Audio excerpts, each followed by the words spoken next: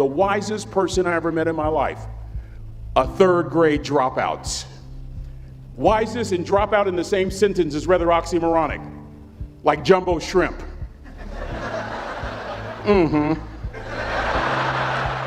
Like fun run, ain't nothing fun about it.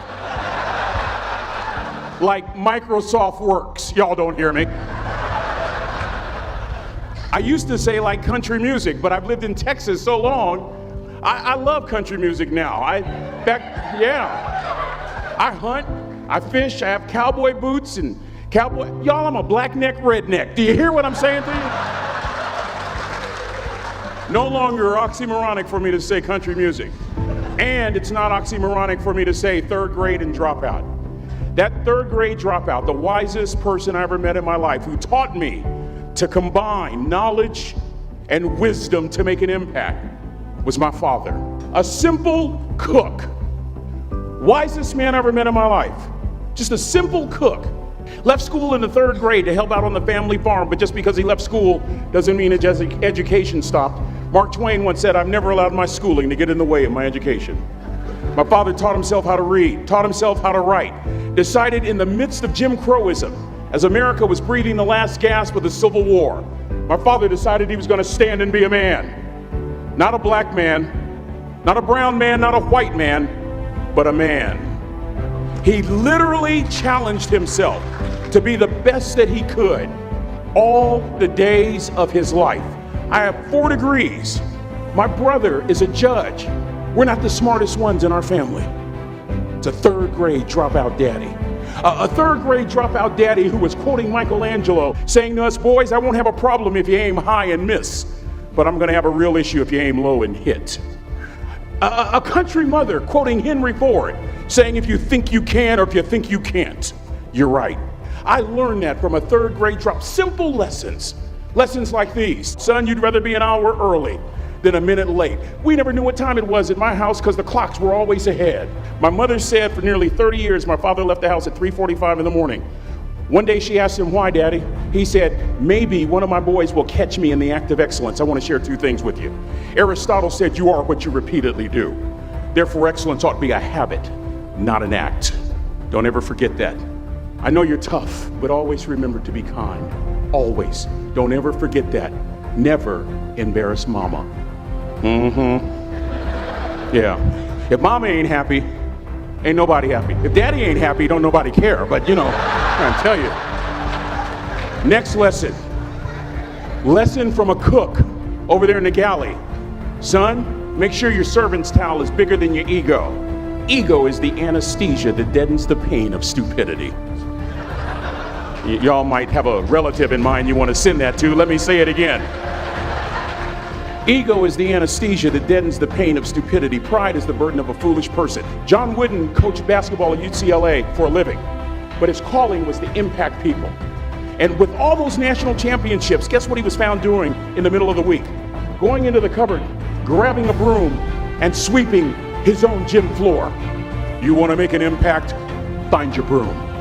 Every day of your life, you find your broom. You grow your influence that way. That way you're attracting people so that you can impact them. Final lesson. Son, if you're going to do a job, do it right. I've always been told how average I can be. Always been criticized about being average. But I want to tell you something. I stand here before you, before all of these people, not listening to those words, but telling myself every single day to shoot for the stars, to be the best that I can be. Good enough isn't good enough if it can be better, and better isn't good enough if it can be best. Let me close with a very personal story that I think will bring all this into focus. Wisdom will come to you in the unlikeliest of sources, a lot of times through failure. When you hit rock bottom, remember this. While you're struggling, rock bottom can also be a great foundation on which to build and on which to grow. I'm not worried that you'll be successful. I'm worried that you won't fail from time to time. Person that gets up off the canvas and keeps growing, that's the person that will continue to grow their influence. Back in the 70s, to help me make this point, let me introduce you to someone. I met the finest woman I'd ever met in my life. Back in my day, we'd have called her a brick house. This woman was the finest woman I'd ever seen in my life. There's just one little problem. Back then, ladies didn't like big old linemen. The Blind Side hadn't come out yet. They like quarterbacks and running backs. We're at this dance, and I find out her name is Trina Williams from Lompoc, California. And we're all dancing, and we're just excited. And I decide in the middle of dancing with her that I would ask her for her phone number. Trina was the first one. Trina was the only woman in college who gave me her real telephone number. The next day, we walked to Baskin & Robbins ice cream parlor. My friends couldn't believe it. This has been 40 years ago, and my friends still can't believe it. We go on a second date, and a third date, and a fourth date.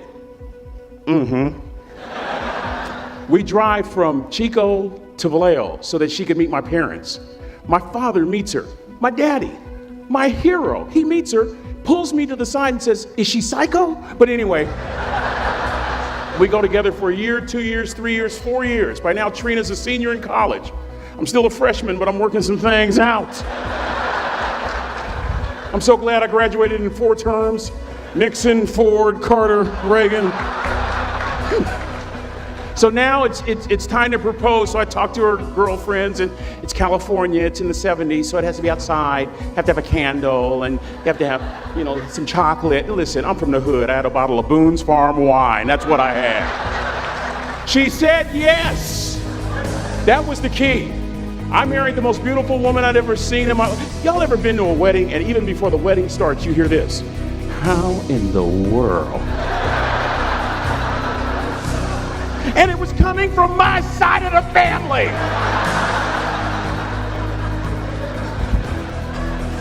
We get married, we have a few children, our lives are great. One day, Trina finds a lump in her left breast. Breast cancer. 6 years after that diagnosis, me and my 2 little boys walked up to Mommy's casket. And for 2 years, my heart didn't beat. If it wasn't for my faith in God, I wouldn't be standing here today. If it wasn't for those 2 little boys, there would have been no reason for which to go on. I was completely lost. That was rock bottom. You know what sustained me? The wisdom of a 3rd grade dropout. The wisdom of a simple cook. We're at the casket. I'd never seen my dad cry. But this time I saw my dad cry. That was his daughter. Trina was his daughter, not his daughter-in-law. And I'm right behind my father, about to see her for the last time on this earth. And my father shared 3 words with me that changed my life right there at the casket. It would be the last lesson he would ever teach me. He said, "Son, just stand. You keep standing. You keep standing, no matter how rough the sea, you keep standing." And I'm not talking about just water. You keep standing. No matter what, you don't give up. And as clearly as I'm talking to you today, these were some of her last words to me. She looked me in the eye and she said, "It doesn't matter to me any longer how long I live. What matters to me most is how I live." I ask y'all one question, a question that I was asked all my life by a 3rd grade dropout. How you living? How you living? Every day, ask yourself that question, how you living? Here's what a cook would suggest you to live this way. That you would not judge, that you would show up early, that you'd be kind, that you'd make sure that that servant's towel is huge and used, that if you're gonna do something, you do it the right way. That cook would tell you this, that it's never wrong to do the right thing, that how you do anything is how you do everything. And in that way, you will grow your influence to make an impact. In that way, you will honor all those who have gone before you, who have invested in you. Look in those unlikeliest places for wisdom. Enhance your life every day by seeking that wisdom and asking yourself every night, how am I living? May God richly bless y'all. Thank you for having me.